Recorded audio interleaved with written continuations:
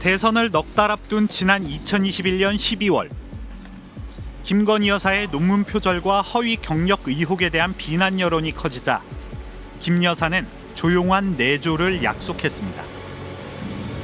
남편이 대통령이 되는 경우라도 아내의 역할에만 충실하겠습니다. 윤석열 후보는 대통령 부인은 가족에 불과하다. 법 바깥의 지위를 관행화시키는 것은 맞지 않는다고 했습니다. 당선되면 배우자를 보좌하는 제2부속실을 없애고 영부인이라는 말도 쓰지 않겠다고 했습니다. 여성을 존칭할 때는 뭐 여사라는 말을 쓰고 하니 그 정도에서 끝나야지. 세상이 어떤 세상인데 영부인 얘기를 하고. 하지만 비선 논란이 연달아 터졌습니다. 고 노무현 전 대통령 묘소 참배 때 대통령실 직원이 아닌 코바나 컨텐츠 임원 출신 교수가 동행했습니다. 윤 대통령 첫 해외 순방 때는 김 여사와 가까운 민간인이 대통령 전용기에 탑승한 사실도 드러났습니다. 국가 기밀인 대통령 동선이 사흘 전에 김건희 여사 팬클럽을 통해 공개되는 일까지 벌어졌습니다. 우리처럼 대통령제 국가인 미국의 퍼스트레이디들은 어떨까요? 미셸 오바마는 움직이자라는 슬로건을 내걸고 소아비만 퇴치 운동에 앞장섰습니다. 로라 부시는 읽고 배울 준비하자라는 슬로건으로 문맹 퇴치와 교육개혁 운동을 했습니다. 낸시 레이건은 그냥 싫다고 해라는 구호로 학교 내 마약 퇴치와 재활 운동을 했습니다. 가장 존경받는 퍼스트레이디 엘리나 루스벨트는 휠체어를 타던 남편 대신 전국을 누비고 칼럼을 기고하고 여러 권의 책을 썼습니다.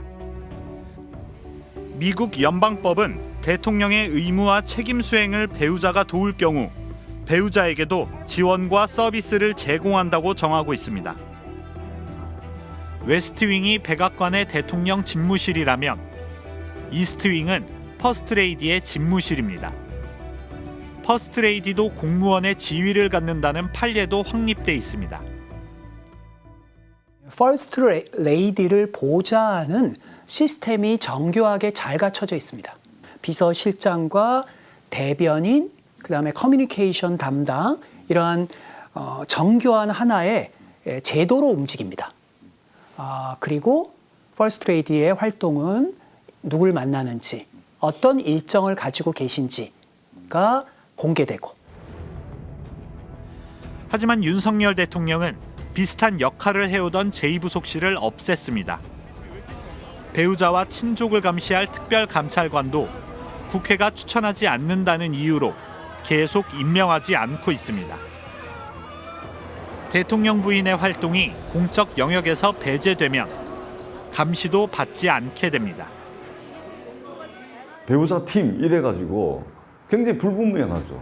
사적 인연의 조력을 받아가지고 영부인의 활동, 대통령 부인의 활동을 한다는 것은 있을 수 없는 일입니다. 이것은 심각하게 공적 마인드가 결여된 것으로 밖에 평가할 수가 없습니다.